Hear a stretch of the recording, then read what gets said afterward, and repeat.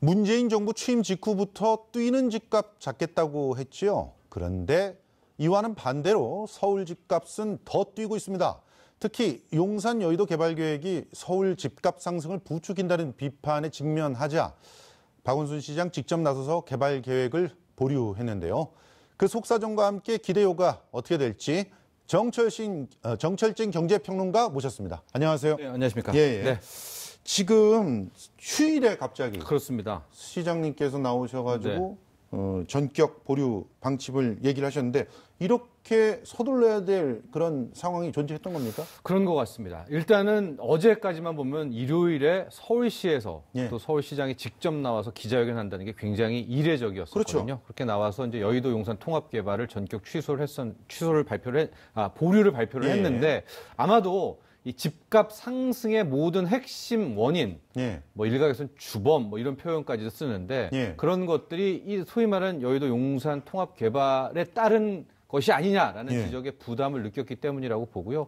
조금 전에 정부의 827 부동산 규제 추가 대책이 나왔거든요. 맞아요. 그러니까 아무래도 오늘 정부가 827 대책을 발표를 하니까 급박스럽게 어제, 왜냐면은 서울시에서 계속해서 여의도 용산 개발 계획을 가까이 두고 오늘 정부가 827 추가 대책을 발표하면 이게 따로 노는 모양새 아닙니까? 그렇기 때문에 굉장히 시간이 촉박하게 어제 부랴부랴 기자회견을 열었던 것 아니냐 이런 추정이 가능합니다. 그러면은 이미 서울시와 국토부의 어떤 조율이 있었다 이렇게 보시는군요. 네, 그렇습니다.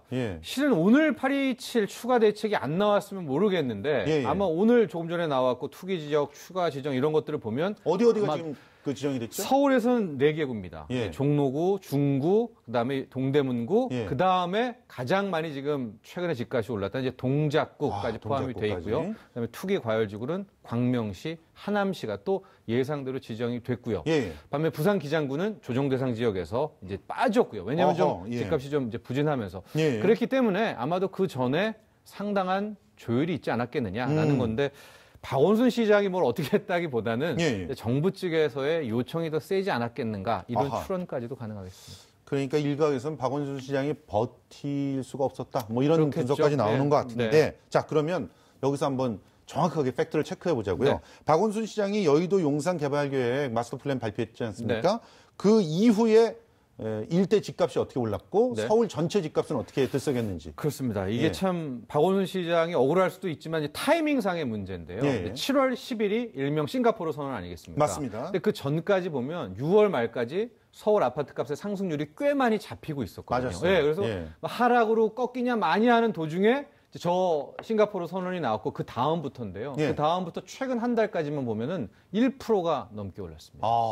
근데 우리가 주식 1% 오른 거는 뭐 그냥 오를 수 있는 거지만 주식 1%와 부동산 1%는 상당히 근본이 다른 것이고요. 그렇죠. 그 전까지 안 올랐으면 몰라도 그 전에도 계속 오르다가 7월 10일을 기점으로 해서 껑충 튀어오르는 그런 모양새였기 때문에 아마도 여기에 따른 부담도 상당히 컸을 거라고 보여집니다. 진짜 지금 그래프에서 확인한 것처럼 동대문구, 용산구 같은 경우가 2배 정도, 용산구보다 2배 정도 이렇게 올랐고 그다음에 서울 아파트 평균 거래 가격도 한번 보여주실까요? 지금 보면은 7월에 그렇습니다. 굉장히 많이 그러니까 동반 상승했다 이렇게 볼 수가 4, 있겠네요. 5, 6월에 좀 잡히는 거 하다가 이제 튀어 올랐고 앞서 영등포구, 뭐 용산구만 다뤘지만은 실은 은평구뿐만 아니라 서울시 전역이 강북 지역이 다 최근 한 달간 올랐기 때문에 뭐 결과적으로 또 이제 그런 지적들이 나온 것 같습니다.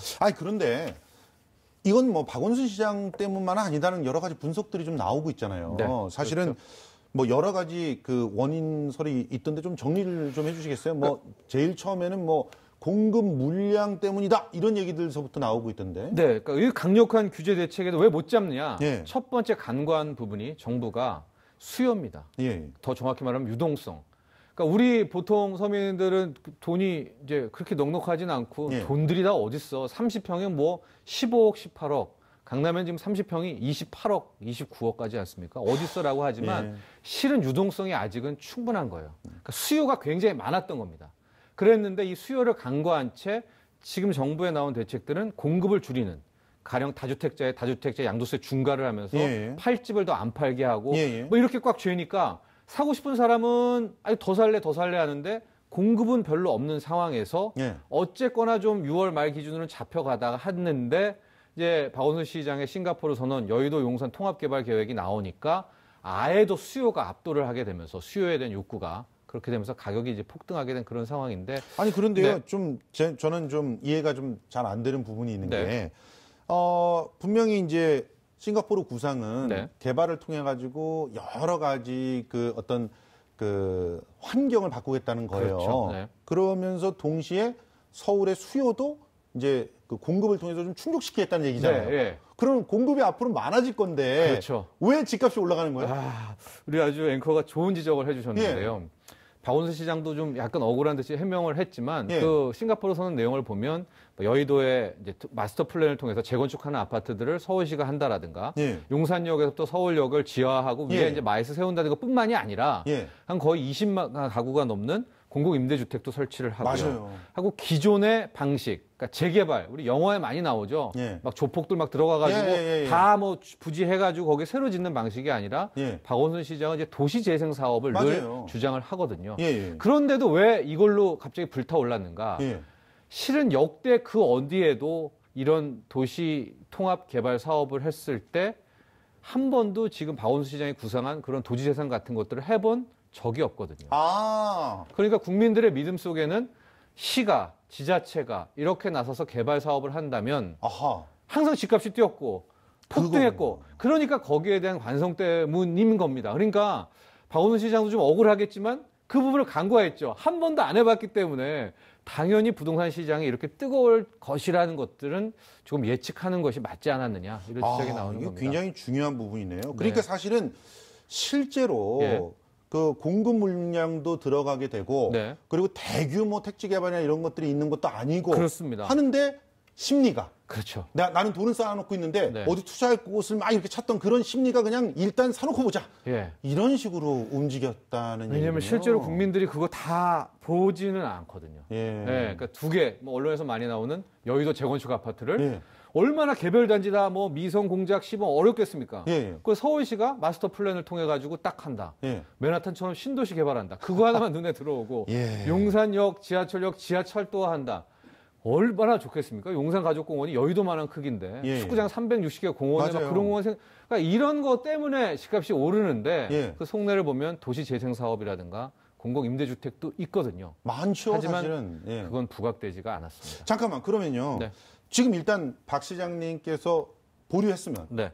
그러면 좀 죽어야지 맞는 일인데 말씀하신 대로 이렇게 심리가 막 움직인 거고 돈이 갈 곳을 못 찾아서 막 이렇게 뛰고 있었던 거라면 쉽게 꺾이지 않을 것 같은데요? 그렇습니다. 막 급작스럽게 안정화되기는 조금 힘들 것 같고요. 예. 다만 이 보류라는 것에 대한 것들의 투자자들이 어떻게 믿느냐는 좀 중요한 관전 포인트가 될 것 같습니다. 왜냐하면 용산 같은 경우도 오늘 오전까지 좀 취재를 해본 경우는 이미 미군은 떠나고 있고 그 용산가족공원은 있고 언젠가는 개발되지 않겠느냐. 이제 이런 이제 심리들이 아예 또 지금 나와 있거든요.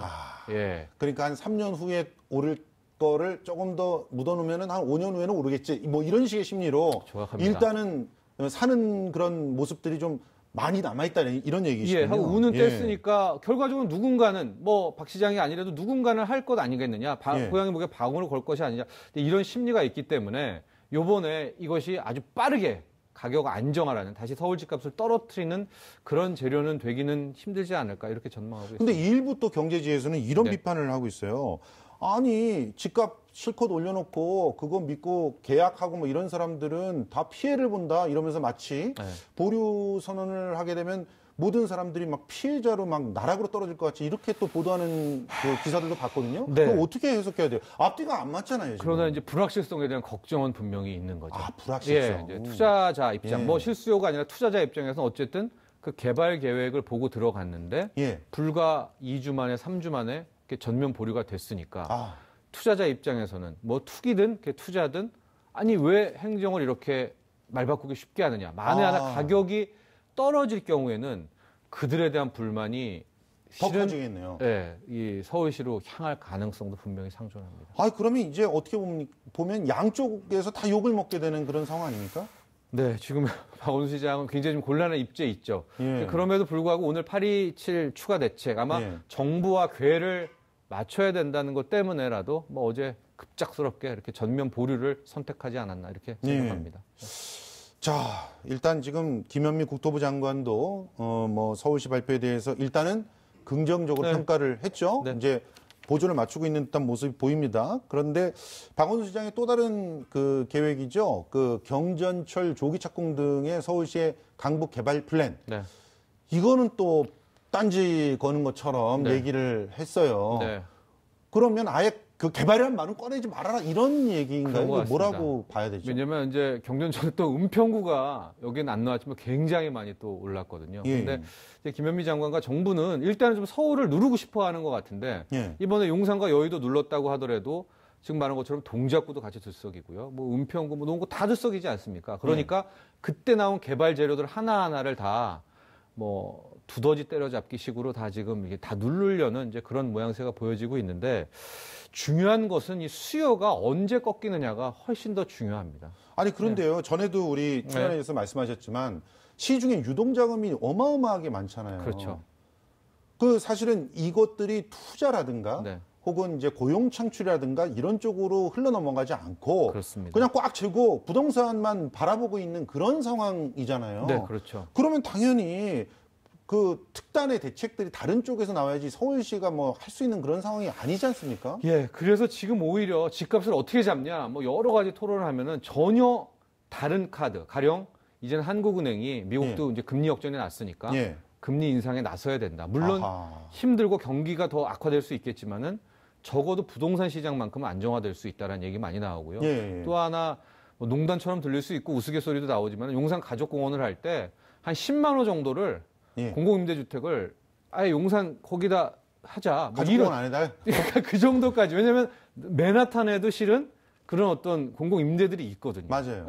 그런 식으로 아예 하게 되는, 그러니까 공급에 대한 이야기들도 많이 나오고 있고 뭐 늘 얘기하지만 압구정동 현대를 한 50층, 100층까지 다 그냥 풀어줘라, 재건축을. 그랬다가 교통은 어떻게 하고요? 그러니까 그러면 무너진다는 거죠. 아, 그래야 무너진다고요? 그래야 집값이 답답한 역설적 발상에 대한 얘기들이 실은 많이 나올 정도로 지금과 같이 계속 규제, 그러니까 나그네 옷을 벗기는 게 뭐 바람, 세찬 바람, 추위도 있지만 실은 따뜻한 햇빛, 더운 열기도 있지 않겠습니까?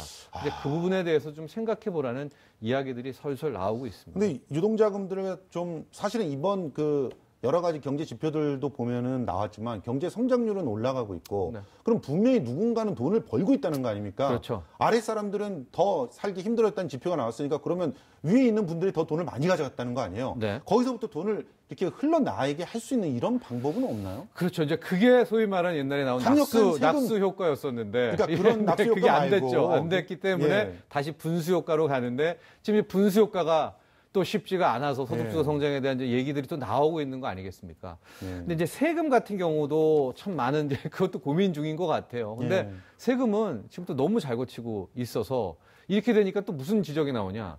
세금을 이렇게 초과세수를 걷게 되면 소비는 또 위축되는 게 또 경제거든요. 그러니까 이게 한 부분 한 부분으로 들어가게 되면 또 부작용이 나오니까 참 쉽지가 않은 것 같습니다. 그렇습니다. 근데 초과세수에 대해서도 분석이 좀 다른 게 있더라고요.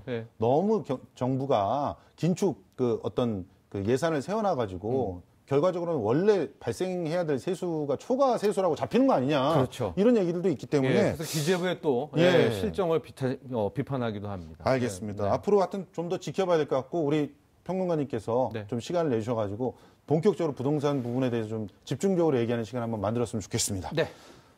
지금까지 정철진 경제평론가와 함께했습니다. 오늘 고맙습니다. 감사합니다.